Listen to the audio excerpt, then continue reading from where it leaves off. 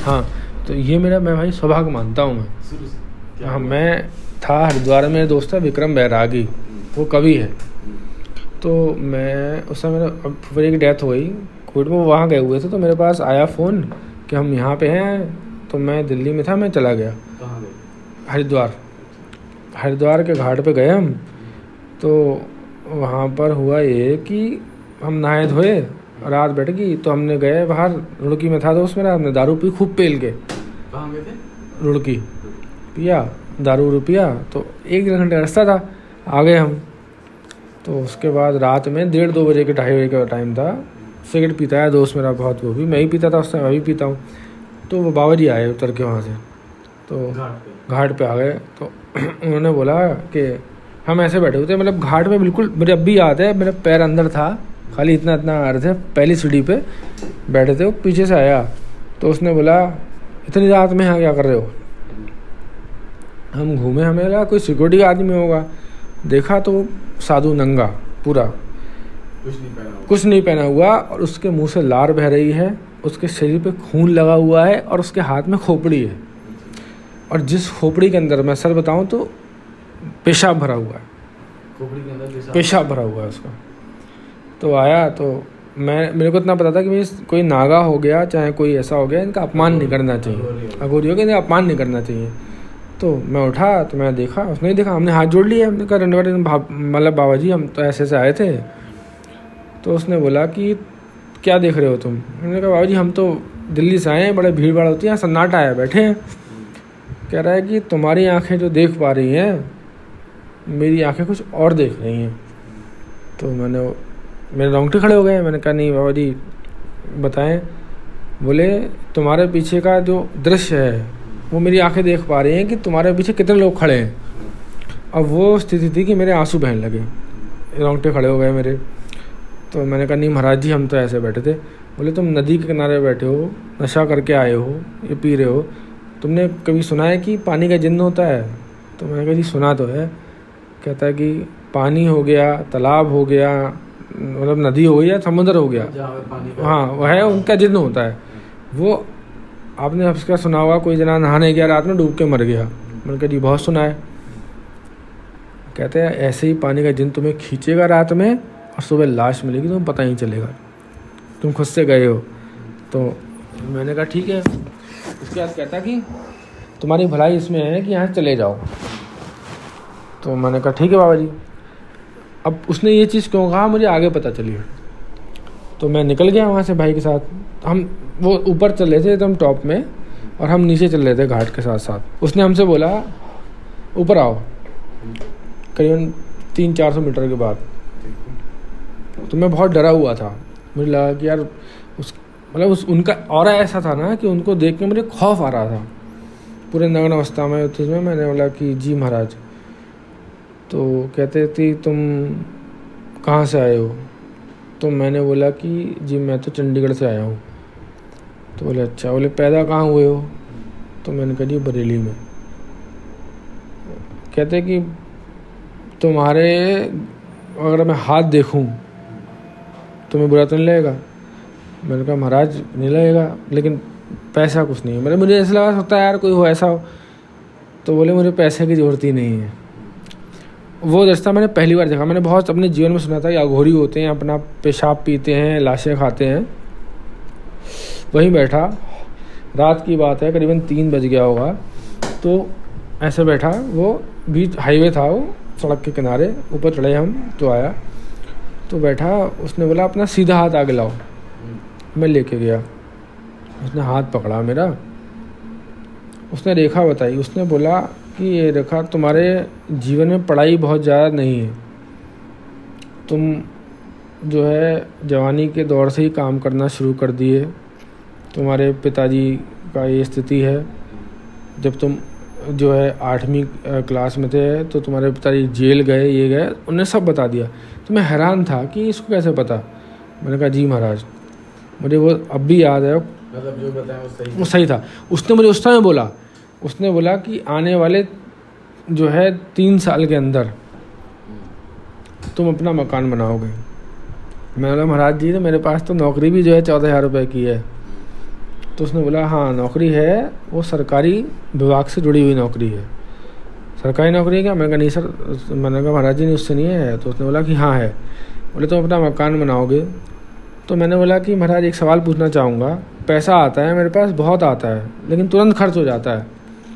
तो लोग कहते हैं कि मेरे घर वाले कहते हैं तुम्हारी जेब फटी हुई है। भाई वो उत्तर था ना उसका, वो ऐसा उत्तर है ना, वो मतलब उससे बेस्ट उत्तर मैंने किसी ने नहीं दिया। उसने बोला कि जेब उस आदमी की फटी होती है जिसके पास पैसा होता है, जिसके पास पैसा नहीं होता उसके पास कभी जेब फटी नहीं होती है। पैसा होगा तभी तुम खर्च करोगे। तो मैंने कहा जी महाराज। तो बोला कि तुम्हारे जो शादी की है उम्र, उसने बोला तुम्हारी शादी 33 साल की उम्र में होगी, उसके बाद तुम्हारी विदेश यात्राएं शुरू होंगी और तुम हमेशा नेताओं के साथ काम करोगे। तो मुझे इतना पता भी नहीं था। मैंने कहा जी महाराज, इतना उसने बताया। सही बताया उसने, मैं मानता हूँ।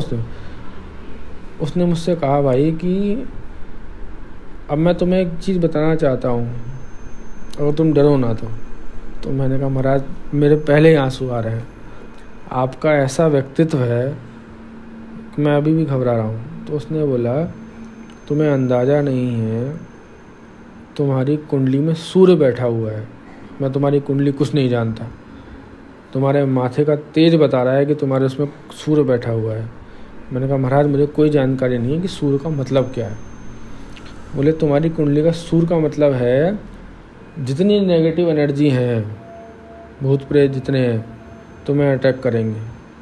कुछ करेंगे नहीं तुम्हारे पास, बस आस-पास रहेंगे। तो मैंने कहा महाराज हमने घर में बहुत देखा है, कभी मम्मी पे चढ़ जाता है, मैं रात में सोता हूँ, मुझे लगता है वो गला दबा रहा है कि कुछ कर नहीं पाया, कोई नहीं कर पाएगा, लेकिन हमेशा रहेगा। तो क्या करूँ इसका? बोले कुछ नहीं कर सकते, इस पे कंट्रोल का एक ही काबू है कि तुम्हारा परिवार नॉनवेज और दारू छोड़ दे। तो मैंने बोला अच्छा महाराज। उसने तुरंत मेरे को आंसर दिया। उसने बोला लेकिन मैं ये भी कह रहा हूँ कि तुम कभी नहीं छोड़ पाओगे। मैंने बोला कि मैंने ऐसे बोला, मैंने कहा महाराज जी कायस्थ हैं, में चलता ही है। बोले बात वो है ही नहीं, वो तुम कभी नहीं छोड़ पाओगे, ना दारू छोड़ पाओगे, ना तुम जो है नॉनवेज छोड़ पाओगे, तुम हर तरीके का मांस खाओगे। तो मैंने कहा महाराज जी कोई तरीका छोड़ने का? बोलेगा नहीं, मैंने तुम्हारा हाथ देख लिया, मैं कुंडली नहीं देखूंगा, लेकिन तुम्हारा देखा तुम मरते दम तक जो है मांस भी खाओगे, दारू भी पियोगे, और तुम्हारा कोई काम नहीं रुकेगा, ना पैसे से ना किसी से। तो मैंने कहा जी महाराज जी। तो फिर कहता है कि तुम्हारा कहाँ के रहने वाले? मैंने बताया जी बरेली, वहाँ जन्म हुआ था से, वहाँ के रहने वाले हैं। बोले जन्म कहाँ हुआ? मैंने जी बरेली में हुआ था, जा नहीं 1 आध महीने रहेंगे, मैं चले गए थे। बोले कि तुम्हारे दादा की मौत जो हुई वो तांत्रिक विद्या से हुई। तो मैंने कहा जी मैंने सुना तो है, लेकिन मैंने आज तक इस चीज़ में माना नहीं, क्योंकि यंग था ये, यंग एज में आदमी ये कहता बकचोदी है। तो कहता कि तुमने कभी शावर विद्या सुनी है? शावर? मैंने कहा नहीं महाराज। बोले वो तांत्रिक विद्या की सबसे बड़ी विद्या है शावर विद्या। मैंने कहा महाराज इसमें होता क्या है? बोले शावर विद्या का मतलब ये होता है कि आपकी पीढ़ियों की पीढ़ियाँ ख़त्म की जाती हैं। मैंने कहा महाराज इसका कोई तोड़? बोले इसका तोड़ मैं नहीं कर सकता, और हिंदुस्तान का कोई भी तांत्रिक या पंडित कह रहा हो मैं शावर विद्या तोड़ दूंगा, समझना तुम्हारा झूठ कह रहा है, तुम्हारा पैसा खींचेगा। मैंने कहा महाराज इसका तोड़ कहीं तो होगा। बोले हाँ तोड़ है, इसका तोड़ सिर्फ अघोरी करेंगे, मैं भी अघोरी हूँ, लेकिन इस हिंदुस्तान में असली अघोरी सिर्फ 1000 से कम की संख्या में है जो सिर्फ हिमालय पर रहते हैं, और बोले वो सिर्फ शिव की साधना करते हैं। वो 1000 से भी कम के अघोरी हैं, वो कभी किसी को मिलते नहीं, वो वही कर सकते हैं। वो सिर्फ या तो शमशान में होंगे या हिमालय में। तो मैं नहीं कर सकता, ना कोई कर सकता। मैं इतना कर सकता हूँ कि जो भी तुम्हारे ऊपर शक्ति है, जो भी आ रही है, मैं उसकी ताकत थोड़ी कम कर दूँ, लेकिन तुम्हारा पैसा खींचना, तुमको दारू और मांस में छींकना मैं नहीं कर सकता। बोले वो सिर्फ वो करेगा जो हिमालय में बैठा गोरी है, लेकिन वो तुम्हें, हाँ वो तुम्हें और तुम्हारी पीढ़ियों को भी मिलेगा ही नहीं। क्यों नहीं मिलेगा? मैंने पूछा। मैंने कहा कि अरे हम जाते हैं। तो बोली तुम्हें क्या लगता है, मैंने नादान था, मैं कहा बकचोदिया सवाल मेरा। मैंने कहा मैं अगर चले जाऊँ हिमालय वहाँ देखने, तो तुम, उसने बोला कि तुम्हें क्या लगता है वो हिमालय गेट बैठा है तुम्हें मिल जाएगा? बोले उसकी साधना है, वो तुम्हें कभी नहीं मिलेगा, और मिल भी जाएगा तो तुम में इतना तेज नहीं है कि तुम उसका सामना कर सको। तो मैंने बोला महाराज क्या करें? बोले इसका सिर्फ इतना है कि तुम्हारे जो परिवार में बुरी चीज़ें आ रही हैं उसको कम करने के लिए पूजा पाठ बढ़ाओ, मांसाहार कम करो, शराब कम करो। लेकिन उसने यही बोल दिया कि मैं लिखित में दे रहा हूँ, वो कभी कम नहीं होगी। मैंने बोला क्यों? बोले इसलिए क्योंकि तुम्हारे ऊपर जो विद्या की गई है तुम्हारे परिवार पे, वही विद्या ये चीज़ को बढ़ाएगी। पैसा तुम्हें खूब देगी, तुम्हारे पास 50 लाख भी आ जाएगा ना, रहेगा नहीं।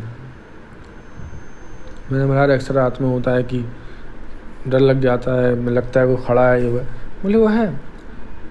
तो बोले कि तुम्हारी बाबा जो तुम्हारे दादा थे उनकी माँ का नाम क्या था? तो मैंने बोला मुझे नहीं पता। बोले मैं बता रहा हूँ वो जौहरी थी, तुम कायस तो वो जौहरी थी।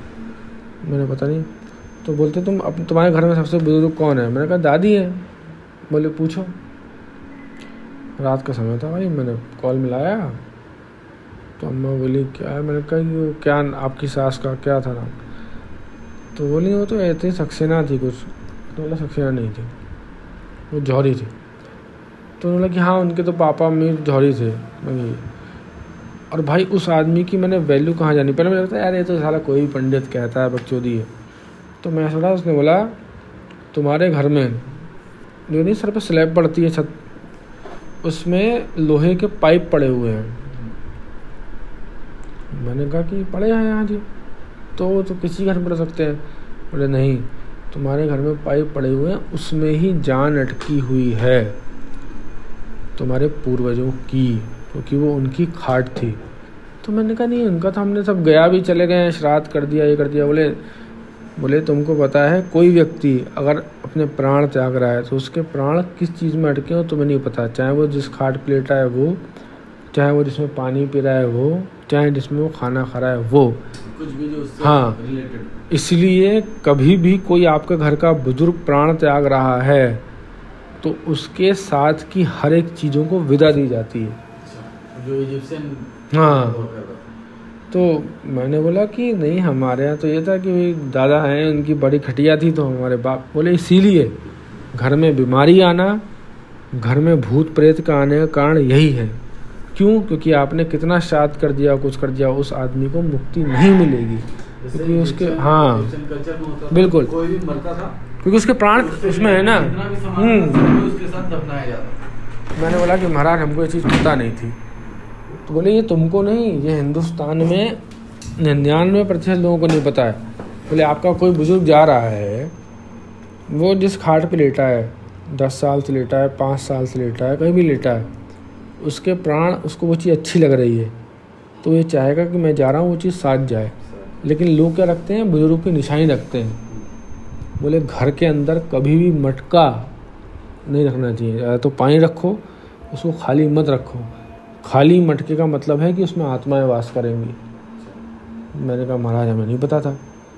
तो उसने बोले तुम्हारे जो हमारी माता थी, मतलब वो हमारे दादा की सौतेली माँ थी, जिन्होंने ये सिद्धि कर दी, उसने बता दिया किसने की। उसने भाई मतलब वो दिन था, मतलब मैं ऐसा रो रहा था। उसने मुझसे बोला कि तुम्हारे जो पिताजी हैं उनकी शादी की एल्बम में उस औरत की फ़ोटो है, उस फोटो को निकालो। तुम्हारे घर में किचन में यहाँ डोर में शराब की बोतल रखी हुई है। कॉल पे थे मेरे वाले, निकाला। बोले इसको लेके जाओ, तुम्हारे घर के सामने मुझे खाली मैदान दिख रहा है, फ़ोटो डालो, वो जलेगी नहीं। चाहे तुम शराब डाल लो चाहे पेट्रोल डाल लो। डाला शराब, डाला पेट्रोल, डाला, सब नहीं जली। अच्छा ट्राई भी करा, नहीं जली? नहीं, वो कॉल पे था ना मेरे साथ। उसने बोला नहीं जलेगी। उसके हाथ, उसने बोला कि तुम्हारे पिताजी के सर में बहुत भयंकर दर्द उठेगा और वो ऐसे रोएंगे ऐसे उनको कोई मार रहा हो। ये हुआ। वो शुरू तड़पना शुरू, चाचा थे, मेरा यही भाई था, मम्मी दाई थी, ये हो गया, ये हो गया। बोले लेकिन कोई रहम नहीं खाना है, उसमें माचिस डालो, उसको आग लगाओ, वो फ़ोटो जलाओ तुम अपनी परदादी की। जलाया। उसने बोला कि जैसे ही मुड़ोगे आगे जाओगे ना, तुम्हें ऐसा लगेगा पीछे तुम्हारा बच्चा रो रहा है, तुम्हारे बाप को ये लगेगा कि तुम रो रहे हो, तुम्हें कोई जला रहा है, उनको दिखाना मत पीछे मुड़ के। वही हुआ सेम। पापा बोलने लगे नहीं अर्पित को कुछ हो रहा है यहाँ। चाचा और भाई मेरे यही खींच के ले गए ऊपर। तो बोले अभी, और मेरा कुत्ता भाई वो इतने खौफ में था ना, सोफे के नीचे छुप गया, रो रहा है बुरी तरीके से। भाई कुत्तों हर चीज़ दिखती है, कुछ भी होता है। तो उन्होंने बोला कि कुछ मत करो, पूरे घर में गंगा जल छिड़को, बाप के तुम्हारे सर पे गंगा जल छिड़को, थोड़ा सर दबाओ और तुम बात करो और लिटा दो। लिटा दिया, ठीक है। बज गए सुबह के 4। मुझे अभी याद है लड़की का बस, वो बोला कि अब यहाँ नहीं, बस स्टैंड चलते हैं। गए, मैं था, विक्रम था, बाबा जी थे। बस स्टैंड पहुँचे भाई, तो उन्होंने बोला कि चाय बनाओगे। बस स्टैंड पे तो रात में खुलता है मार्केट। चाय बनी तो आई, एक पागल आ गया भाई। मैं बाबा से बात कर, बाबा जी कैसे कम कर सकते हैं, बहुत परेशान है, पैसा आता है, हर 3 साल में प्राइवेट सेक्टर की नौकरी है, फादर की बस्ती नहीं है, कहीं और जाओ ये वो। तो बैठा रहा, बात करने लगा, तो अचानक से पागल आ गया। और वो पागल हमारे पास नहीं आया, जैसे हमारा बात कर रहे हैं ना, वो 3rd पर्सन के पास खड़ा हुआ है, बात, लेकिन उसकी आंखें मेरी तरफ है। तो मेरा ध्यान गया नहीं ना आपका गया, आप बैठे साथ में दोस्तों मेरे। तो मुझसे क्या कहते हैं महाराज, देख रहे हो? जी वैसे देखो कितना रूप बदल के आते हैं ये बातें सुनने के लिए। मैंने कहा पागल। वो खड़ा हुआ ना, ऐसे दांत मीच रहा, मैंने खुद देखा दांत मीच रहा है, कितने गुस्से में हूँ आपको लेके।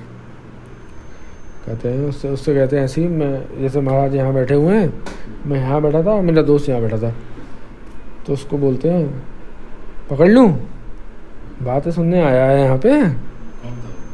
वो कोई पागल था, उनके हिसाब से कौन था? मैं बता रहा हूँ, आगे बता रहा हूँ। तो मतलब वो मुझे इतने गुस्से दे रहे थे, मतलब मेरे को उसकी पर्सनल दुश्मनी हूँ।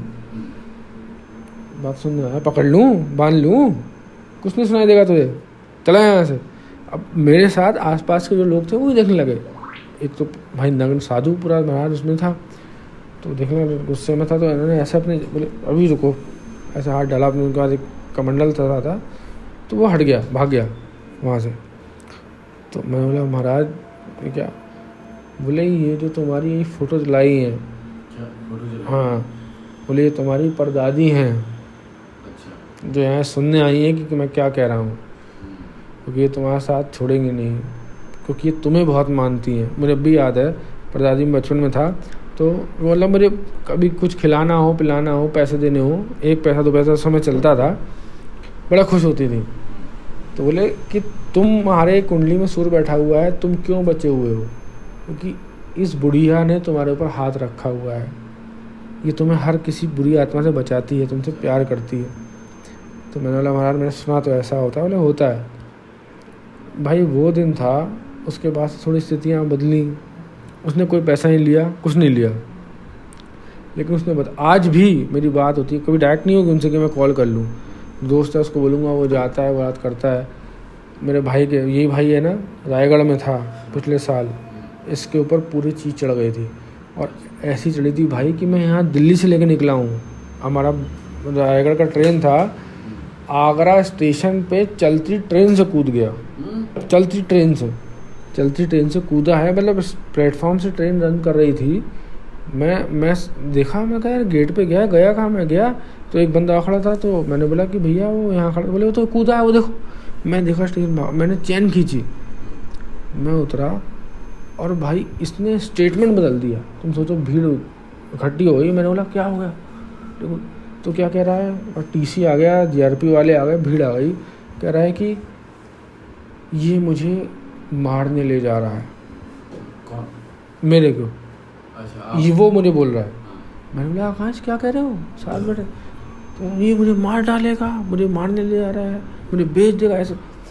भाई पब्लिक तो आप भी जानते हो बड़े अग्रेसिव हो जाती है। तुम क्या है, मेरा भाई टीटी है, जीआरपी ने कॉलर पकड़ लिया। मैंने कहा भाई मेरा भाई है, ये देखो टिकट। मैंने समझाया तो कह रहा नहीं मुझे मार देंगे, कांपने लगा ये वो। मैं भाई टिकट दिखाया जयपुर में, भाई ये देखो मेरे साथ का आया, ये मेरी सीट नंबर है। ट्रेन निकल गई थी, आगरा से धौलपुर पहुंच गई।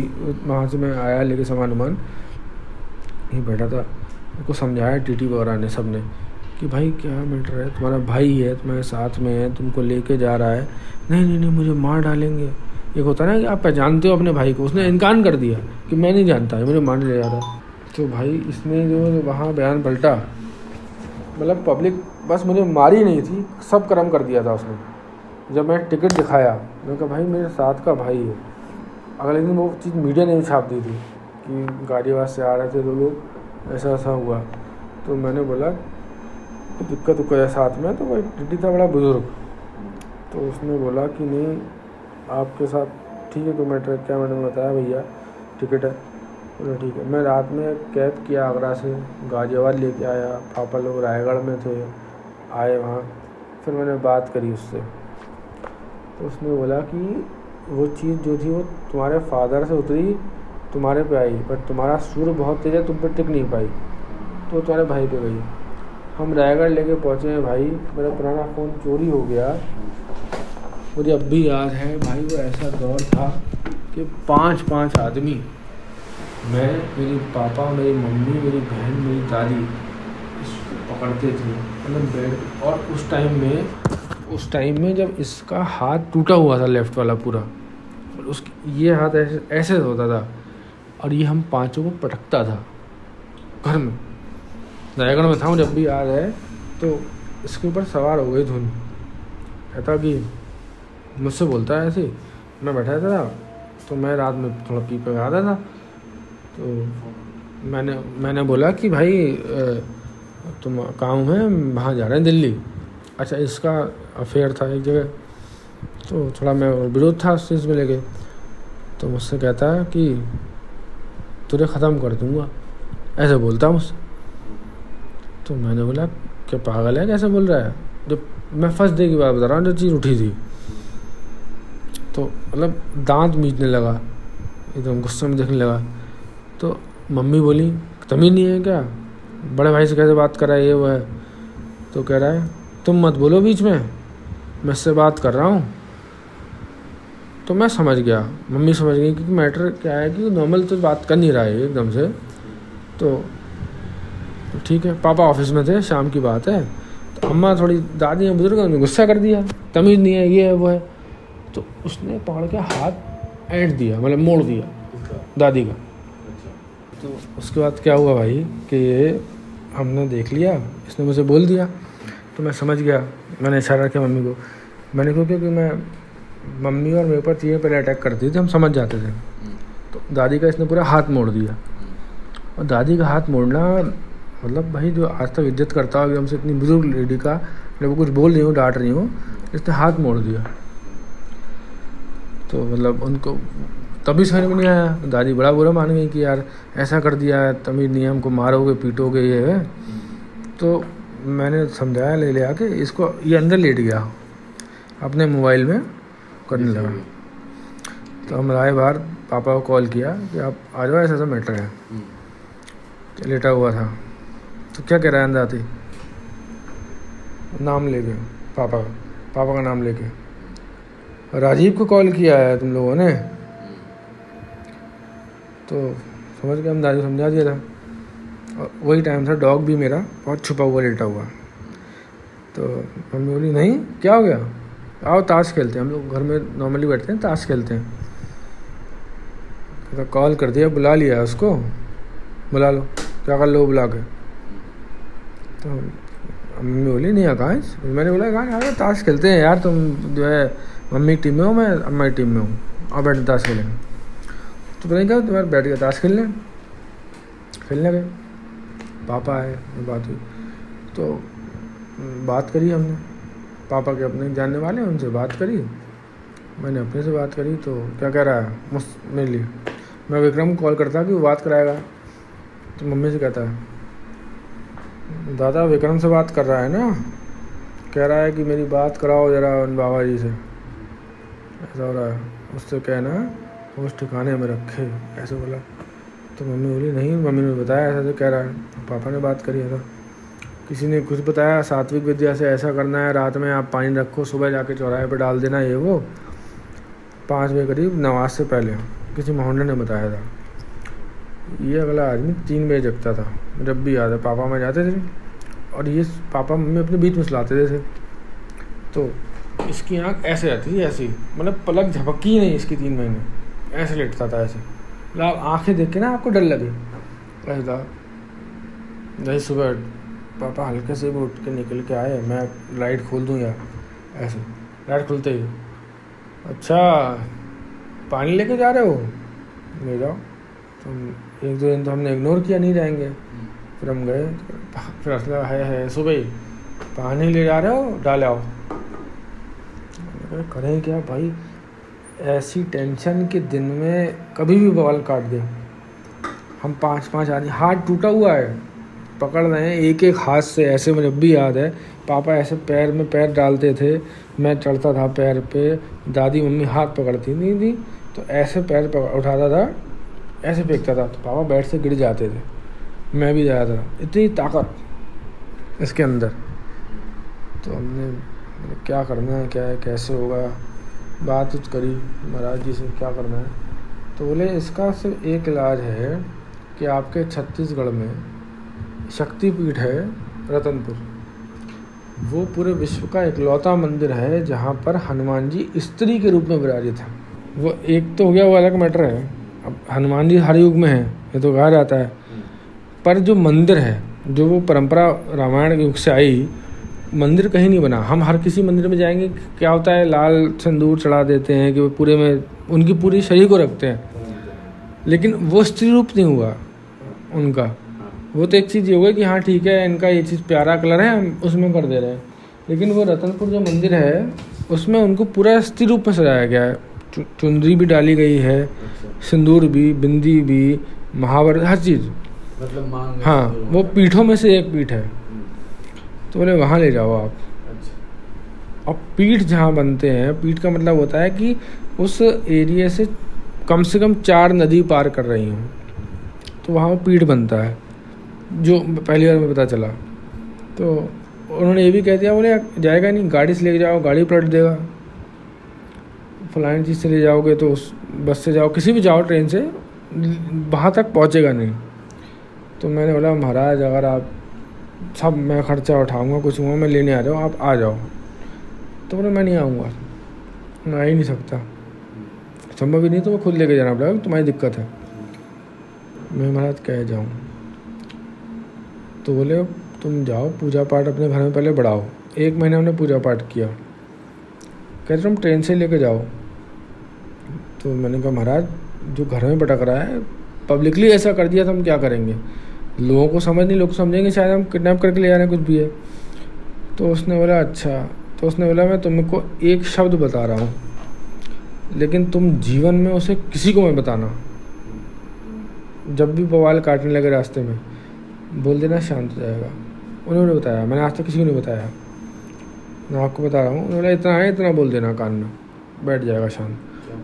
मैंने कहा, उन्होंने बोला बताना ही मत कभी किसी को, बोले बताओगे तो चीज़ रिपीट होगी। मैंने आज तक नहीं बताया कभी किसी को। तो मैं लेके निकला, टिकट कराया, सुबह का समय था, 5 बजे की ट्रेन थी, 10 बजे पहुँचनी थी बिलासपुर। तो वहाँ मैंने टैक्सी पहले से बुक कर रखी थी, रतनपुर जाएंगे। अब ट्रेन में गए, जैसे बिलासपुर स्टेशन उतरे हम सुबह, इसने तांडव शुरू कर दिया। पापा परेशान, लोग देख लें क्या है। तो मैं गया कान में, मैंने उतना शब्द बोला कि भट से गिरा भाई। तो मुझे पहली बार समझ में आया कि विद्या की ताकत, बोले वो ठीक हो गया। मेरे पहली बार समझ में आया था विद्या की ताकत क्या होती है। मैंने ठीक है, गए, टैक्सी में बिठाया, शांत गया बैठा। मैं स्टेशन में आया, बिठाया, 5 बजे की ट्रेन थी, हमको 9:45 पे बिलासपुर पहुंचना था रायगढ़ से। शताब्दी ट्रेन में बैठे हम, तो ट्रेन में नॉर्मल था, सेल्फी भी लिया, सब लिया, मतलब नॉर्मल के अंदर से बात नहीं कर रहा है किसी से, बस देख रहा है आपको। तो महाराज जी ऐसा कहता कि मैं बिलासपुर तक पहुंचा दूंगा शांति से, उसके बाद बिगड़ता है तो जो बोल रहा हूँ बोलना, ठीक है।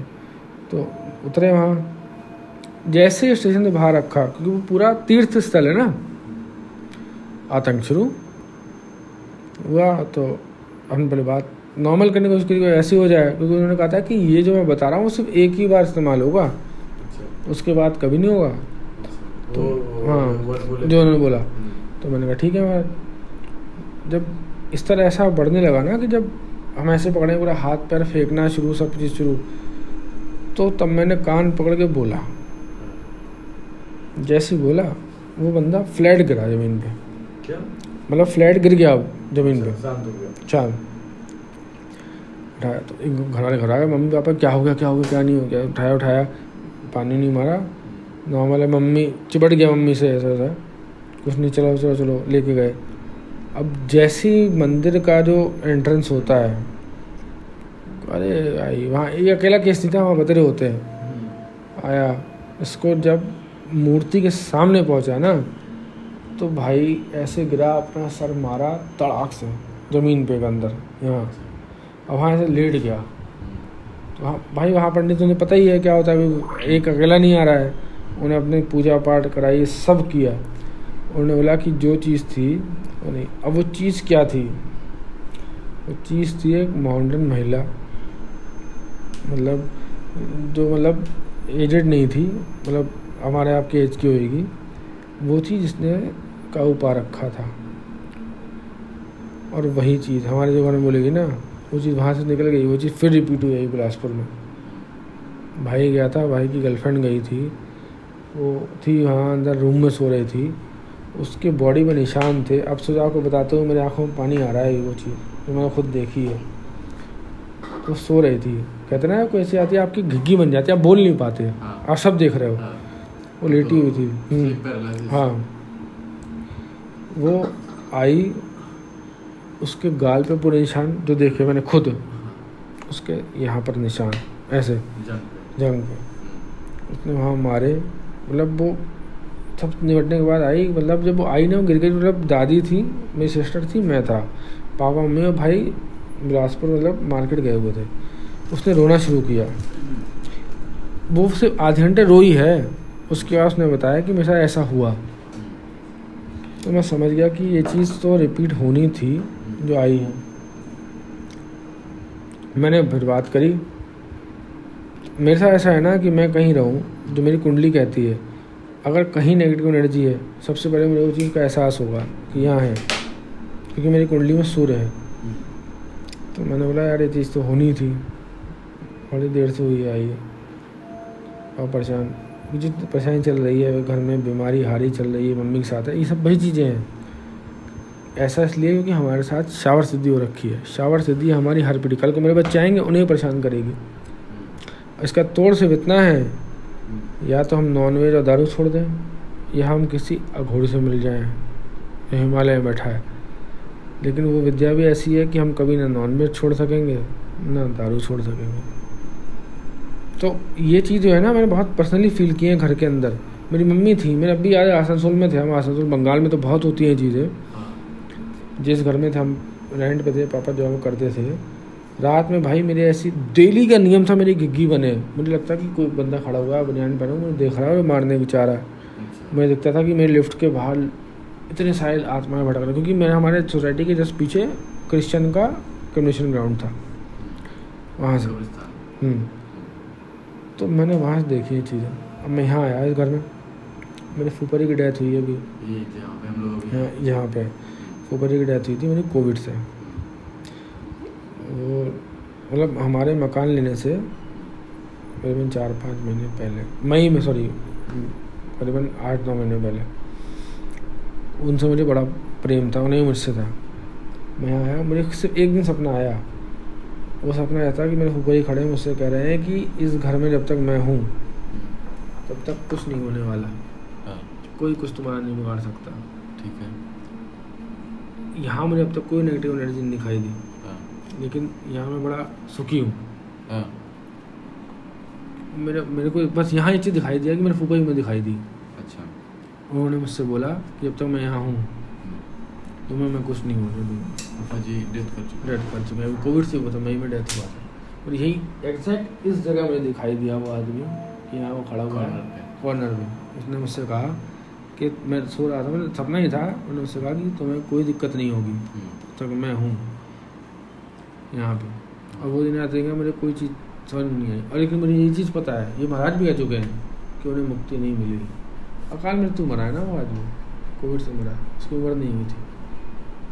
तो जो भी एनर्जीज़ हैं, आत्माएं हैं, वो जिससे लगाव करती हैं, प्रेम करती हैं या दुश्मनी करती हैं, वो उनके इर्द गिर्द ही घूमती हैं।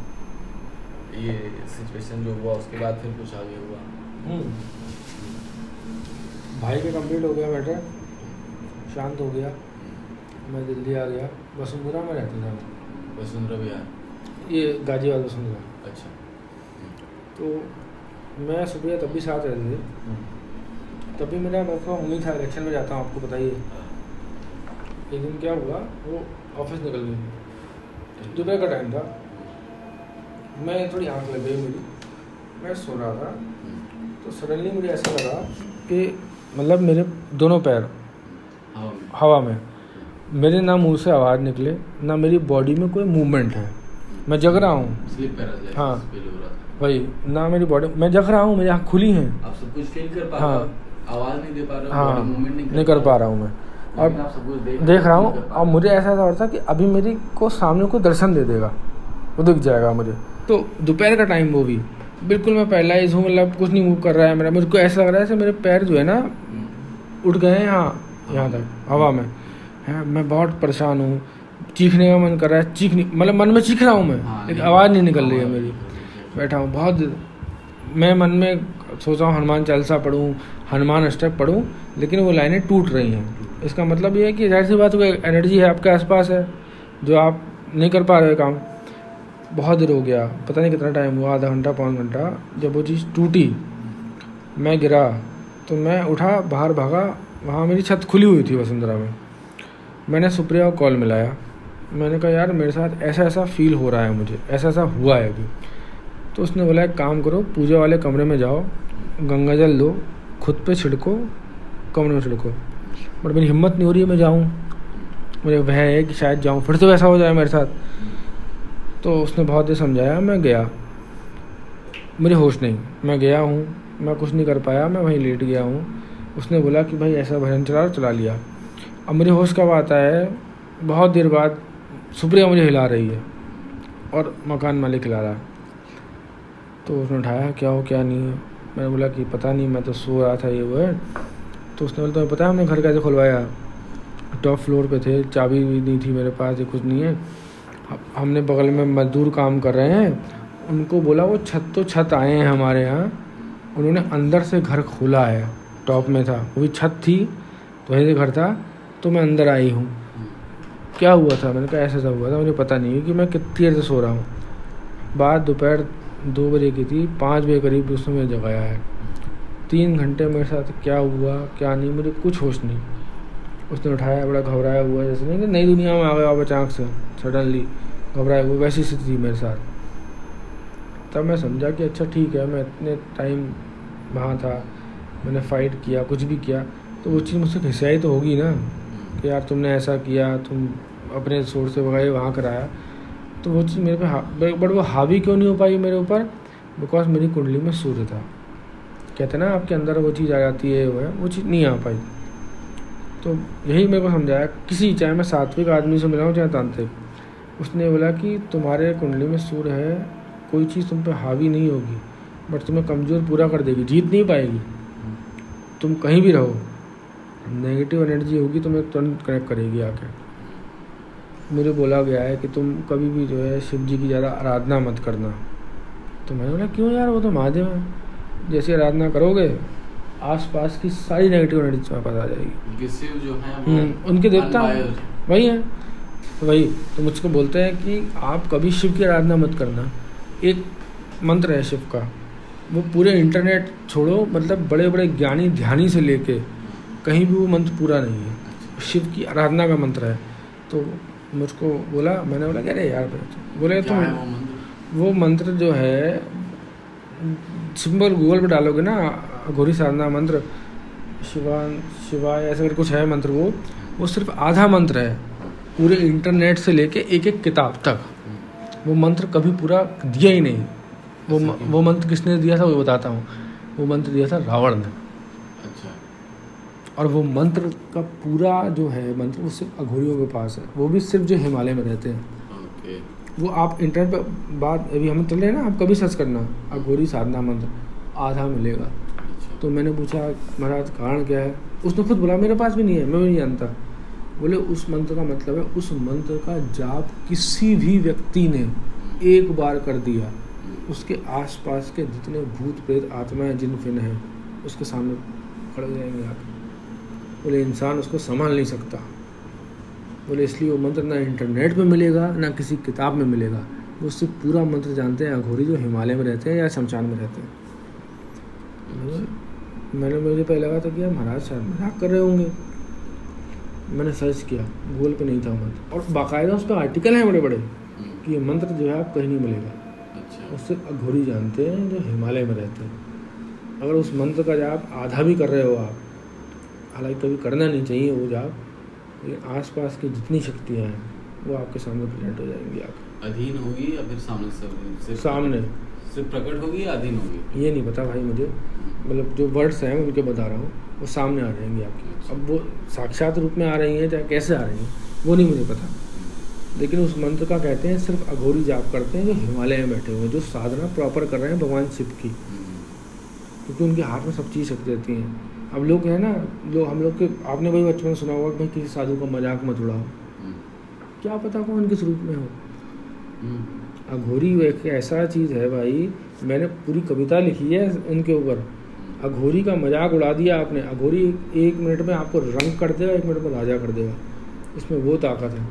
सही बात। लोग क्या कहते हैं, अरे नागा साध है नंगे जा रहे हैं, भाई उसकी साधना है, वो तुमसे कुछ नहीं कह रहा, वरना 1 सेकंड में तुम्हारी पीढ़ियाँ तबाह कर देगा वो। मैंने एक चीज़ देखी, मैं रुकी था, मेरा दोस्त था वो काफ़ी चीज़ में था मतलब मेरे बाबा के जो खुद के सगे भाई थे वो खुद इस साधना में आ गए थे, वो शमशान में रहते थे करते थे। तो मैंने देखा है कि भाई ये साधना कितनी ऊपर की है लेवल की। मेरे को जो, मैं कुंभ में गया भाई, ये प्रयागराज में कुंभ था, तो मैं गया था, वो भगवान का लग था, मैं चला गया। तो मैं गया, नहा धो के आया। कुंभ में तो अखाड़े लगे रहते हैं, हर महाराज बैठते हैं वहाँ। तो एक ऐसे ही बैठे थे महाराज, उन्होंने ऐसे बुलाया मुझे इशारे से। मेरे साथ मेरा दोस्त था राहुल यादव, तो हम गए, तो उन्होंने बोला मुझसे ऐसे कि अपना हाथ आगे लाओ। नग्न अवस्था में थे सब, पूरी धुनी बैठी है, शमशान की खोपड़ियाँ पड़ी हैं। तो मैंने बोला कि महाराज, मुझे बड़ा अच्छा लगता है कि मेरा हाथ देखे, तो मैं भी उस चीज़ में चला गया। हाथ देखा, पूरा बताया उन्होंने, एक हिस्ट्री बता दी घर की, क्या है क्या नहीं है। तो बोलते हैं कि एक बात का ध्यान रखना, तुम्हारी कुंडली में सूर्य बैठा हुआ है। तो मैंने कहा महाराज मुझे बहुत लोगों ने बताया। तो बोलते कभी भी शिव की आराधना मत करना। तो मैंने बोला महाराज मैं करता ही नहीं। बोले करना भी मत, क्योंकि तुम्हारा जो हिसाब किताब है तुम कभी वो चीज़ संभाल नहीं पाओगे, तुम खुद को तबाह कर लोगे, परिवार को तबाह कर लोगे। इसलिए मैं आज भी भगवान शिव की पूजा कभी नहीं करता। मैं पूजा इसलिए करता ही नहीं हूँ, मेरे अंदर वो खौफ है। बोले तुमने जिस दिन भी भगवान शिव की आराधना कर दी, या तो तुम जो है एकदम तार लग जाओगे या तो ख़त्म हो जाओगे, और खुद नहीं स्वयं की पूरी पीढ़ियाँ ख़त्म कर दोगे तुम। तो मैंने बोला कि महाराज नहीं। बोले इसलिए कभी किसी की कुंडली में सूर्य बैठा हो उसको कभी भगवान शिव की आराधना करनी नहीं चाहिए। मैंने पूछा क्यों महाराज? बोले क्यों, क्योंकि भगवान शिव जो हैं वो हैं हर चीज़ के जो है सृष्टि के रचयिता हैं, बट नेगेटिव एनर्जी के वही मालिक हैं। आप सूर्य बैठा है, आप पॉजिटिव एनर्जी की पूजा करोगे, लेकिन आपकी कुंडली में जो योग है वो आपको ये कहता है कि आप भगवान शिव की आराधना करें, लेकिन आप वो आराधना जो है आपका ह्यूमन बॉडी है उसमें नहीं कर सकते। आपको उसके लिए बहुत साधना चाहिए, बहुत तपस्या चाहिए, बहुत सारे त्याग चाहिए, तो आप नहीं कर सकते। बोले उसके लिए क्या है? बोले आपको जो है साधु रूप में आना होगा, आप हर चीज़ छोड़ो। तो मैंने बोला कि आप लोग कैसे करते हैं? तो भाई उसका वो उत्तर था ना ऐसा, उसने बोला जैसे अपना पेशाब पी लेना। हमारे पास आया, हम बता दें। बोले हम हमारा पेशाब पीते हैं, हम सड़ी गली लाशें खाते हैं, हम साधना करते हैं। बोले ये हर किसी को उसमें नहीं होता है, लेकिन लोग ऐसे हैं कि बोले बच्चा पैदा होता है, अगर किसी पैदा हुए बच्चे के कान में छेद है, बोले उसे अघोरी उठा के ले जाएंगे, चाहे वो कहीं से, आप नहीं बताओगे। तो मैंने कहा ऐसा क्यों महाराज? बोले पैदा हुए बच्चे के कान में छेद होने का मतलब है वो प्रेत योनि में पैदा हुआ है। मैंने कहा महाराज मुझे नहीं पता ऐसी योनि होती है। बोले हर योनि होती है, आप कब पैदा हो रहे हो, किस स्थिति में पैदा हो रहे हो, इसकी योनि होती है। बोले अगर किसी पैदा हुए बच्चे के कान में छेद हो, प्रेत योनि में हुआ है, उसे साधु या अघोरी उठा के ले जाएंगे कहीं से भी, आप ना बताओ, कुछ मत करो, पहुँच जाएंगे। महाराज मैं आता देखा नहीं है। बोले हम बता रहे हैं ना, और बता रहा है कुछ तो बता रहा, वो सोच के यार देखा है ये बहुत चीज़ें हमारे घर में आज तक ही हैं यार। तो सावर सिद्धि आया बोला जब तक वो टूटेगा नहीं। हमारे पिताजी की कुंडली में राजयोग है, मेरी कुंडली में राजयोग है, हम बिना किए खाएंगे, लेकिन बस वही विद्या के चलते हुए हम उसको कर नहीं पा रहे। तो अब क्या है हाल? अब भाई पहले तो बहुत अच्छा है, नेगेटिव वाले सब ठीक है, फाइनेंशियल पैसा आ रहा है हर महीने, बचता नहीं है बंदा जिंदगी। उसकी बात वो सत्य है, कहीं निकलेगा, चाहे बीमारी में निकले, चाहे इन्वेस्टमेंट में निकले, चाहे घर की चीज़ें पूरी करने में निकले, लेकिन बचता नहीं है, नहीं बचता है, कहीं नहीं बचता। आज भी मेरे अकाउंट में सिर्फ 2000 पड़ा है इस समय, लेकिन हर महीने मैं सिर्फ बिल पे करता हूँ, सब चीज़ मिलाकर 4 लाख रुपये में,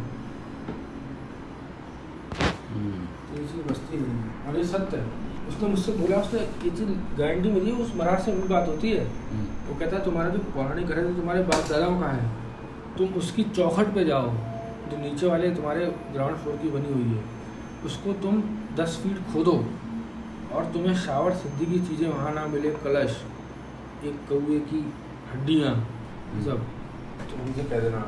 तो मतलब कहने का मतलब है कि आपके घर पे वो जो शावर सिद्धि की रखी हुई है। बोले अब तुम बोले उसने मुझसे इतनी गारंटी दी तो अभी खोद लो जाके। बताया नहीं किसने करा है? बताया ना, किसने करा? परदादी ने किया। बोले हाँ तो क्यों करा? वो हमारे दादा की सौतेली माँ थी। अच्छा। वो बहुत चिढ़ती थी, उन्होंने बचपन में हाई स्कूल में उनको मार पीट के भगा दिया था घर से। ठीक है। हाइट लंबी चौड़ी थी हमारी तरह। तो पहले ज़माने में तो आप भी जानते हो एग्जाम वगैरह तो होते ही थे। हाँ। बैंगलोर गए तो उनकी एयरफोर्स में नौकरी हो गई। ठीक है। भाग दौड़ में सही थे। तो वो आदमी नौकरी लगने के बाद शादी उदी किया, कई साल बाद बरेली पहुंचा। तो माता कहते थे वो अपनी सौतेली माँ को। तो उस आदमी ने जिस ये औरत ने कभी रोटी नहीं खिलाई, उस दिन उसने मटन खिलाया उन्हें। अच्छा। मटन खिलाया, रोटी खिलाई। तो बेंगलोर आए वहाँ से, तो हमारी दादी से बोले कि इस बार माता ने बड़ा प्यार की दिया मुझे, जिसने कभी रोटी नहीं खिलाई, इस बार ऐसा ऐसा किया। वो दिन था, 1 हफ्ते के बाद मेरे दादा बेड पे आ गए। बेंगलोर इलाज चला सरकारी, दिल्ली चला, चंडीगढ़ चला, फिर बरेली चला। अब वो आदमी मर के ही छूटा वहाँ से, उठा नहीं कभी उस दिन के बाद से बेड से। तो आपका कहने का मतलब है कि आपके परदादा ने किया था वो? परदादी ने किया था। अच्छा, परदादी थी जो कि सौतेली थी, हमारे दादा की सौतेली माँ थी। अच्छा। उसने बोला कि उसने यही बताया, उसने कहाँ किया। उन्होंने बोला वो उत्तराखंड में गई। तो अभी उसका सॉल्यूशन कुछ हुआ? उसने बोला सॉल्यूशन इसका आज की डेट में किसी भी पंडित, किसी भी तांत्रिक, किसी भी साधु के पास नहीं है। वो आपको सॉल्यूशन मिलेगा सिर्फ हिमालय पे। अगर वहाँ का कोई अघोरी आपसे मिल गया तो अभी तक उसका सॉल्यूशन नहीं निकला। कहाँ मिलेगा? बोले आज से कोई भी साधु आपसे अगर कह रहा है ना कि मैं आपका ये चीज़ तार दूंगा, तो मतलब आप लोग उस तरीके से कि क्या नहीं करना है, क्या करना है, उसके हिसाब से एडजस्ट कर रहे हो? हाँ बिल्कुल भाई। एडजस्टमेंट सबसे पहला क्या है, शराब बिल्कुल त्याग देना। बोले आप 1 महीना, ज़्यादा नहीं, 1 महीना शराब मत पियो, आपको अंतर दिख जाएगा। लेकिन उसने ये भी कहा कि मैं ये भी लिखने में दे रहा हूँ, वो होगा नहीं, क्योंकि वो विद्या ही ऐसी है। तो उस वजह से क्या क्या प्रॉब्लम प्रॉब्लम भाई, एक तो फिजिकली आई, बीमारियाँ। जो फादर है मेरे, हमारी पीढ़ी परदादी के बाद उनके बेटे, उनकी आयु कम हो गई और लोगों का डेथ हो गया। डेथ। अच्छा। 47, 48, 50 तक मैक्स डेथ। ठीक है। हमारे पिताजी की भी तबीयत, एज बहुत नहीं है, 52 ईयर्स, आंखों की रोशनी लगभग बिल्कुल जाने वाली है, मोतियाबिंद नहीं, सडनली बीपी इतना बढ़ गया कि आंखों में ब्लीडिंग हो गई। ब्लीडिंग होने लगी। जिसका इलाज हम पीजीआई में करवा रहे हैं। ये फादर आए थे, मैं पीजीआई से आया हूँ। अच्छा। जो वो काम कर रहे हैं वो कभी स्टेबल नहीं रहेगा। अच्छा। मेरे पिताजी को काम करते हुए 30 साल हो गए, वो नेवी में थे। नेवी से 10 साल काम किया, वहाँ से लेकर आज तक कोई भी जॉब 3 साल से ऊपर नहीं चलती। मम्मी को भी बीमारी, दादी को बीमारी, वही चीज़ मेरे साथ आई। हमारे साथ भी वही बीमारियाँ शुरू जो फादर से शुरू हुई थी। शुगर स्टार्ट हो गया है, बीपी की दिक्कत स्टार्ट हो गई। ठीक है। पहली चीज़ तो ये हो गई जो physically I, second financially. Financially आप कभी स्टेबल नहीं रह सकते। तो मतलब ये सब प्रॉब्लम के बाद कोई सॉल्यूशन निकला नहीं? कोई नहीं, अभी तक उससे ही कोई सोल्यूशन है ही नहीं इसका। सोल्यूशन सिर्फ इतना है कि घर में आप पूजा पाठ बढ़ाओ और मांस मदिरा छोड़ दो। और मांस मदिरा जो विद्या होती है शावर, मैंने उसमें छोड़ नहीं सकते। ये सात्विक ने पूछा था। सात्विक ने बोला कि पहली बात तो हम कर नहीं सकते। अच्छा। और ये चीज़ जो आपके ऊपर की गई है आप कभी छुड़ा नहीं सकते। तो मतलब आपकी दादी जो थी परदादी, वो एक तरह से कह सकते हैं कि अपना ही वंश खत्म करने के पीछे है। वो बिकॉज उनके लिए सौतेले थे ना बच्चे, और उन्होंने अच्छा उनका कोई भी अपना वंश नहीं था? अपना है, और उनका जो अपना वंश है वो इतना तरक्की कर रहा है कि उनके जो बेटे थे वो इनकम टैक्स कमिश्नर पे रिटायर्ड हुए। अच्छा। पैसे में इतने भरपूर हैं, मतलब उनके वंश का मतलब उनके तरफ से जो फैमिली है वो बिल्कुल पैसे में है। उनकी एज भी 70-80 साल तक है, मतलब कोई दिक्कत नहीं। उनके तरफ की फैमिली बिल्कुल सेट है। इधर मतलब कि दादाजी तरफ वाले फैमिली जो है वो खत्म है, ना फाइनेंशियली ना फिजिकली। अच्छा। उनके खुद के जो बच्चे थे जो खुद हुए वो इनकम टैक्स कमिश्नर पे रिटायर्ड हुए। अपने आगरा में, बरेली में, दिल्ली में, मुंबई, हर जगह मकान उनके सब। उनके खुद के बच्चे जो हैं, उनके जो पोते हुए, एक उत्तराखंड में जो है डीएम है, एक बहुत बड़ा सीए बन गया है। सब पढ़ाई में भी, फिजिकली भी, फाइनेंशियली भी हस्त पुष्ट है। वो इस तरफ के कोई नहीं होंगे। ये चीज़ उन्होंने कही थी महाराज ने कि आप कभी नहीं, आपकी जो है उन्होंने पीढ़ियाँ ख़त्म की है। तो मतलब आगे का कंटिन्यूटी में जो है वो अभी तक कोई सॉल्यूशन नहीं है। 3 पीढ़ियाँ हो गई हमारी, 3 पीढ़ी हो चुकी, कोई सॉल्यूशन नहीं। लोग मानते नहीं है भाई, लेकिन चीज़ें बहुत हैं। मैं बल्ली घर में, उस घर में जाता हूँ आज भी। तुम सोचो उस घर की कीमत कुछ नहीं है आज भी। वो बल्ली के ऐसे इलाके में आज भी हम बेचे हैं, और वो घर दादाजी के टाइम, परदादी के टाइम का बना हुआ है। आज भी बेचे तो 20 लाख से ज़्यादा उसकी वैल्यू नहीं है, लेकिन उस घर के हिस्से के लिए लोग लड़े मरे जा रहे हैं।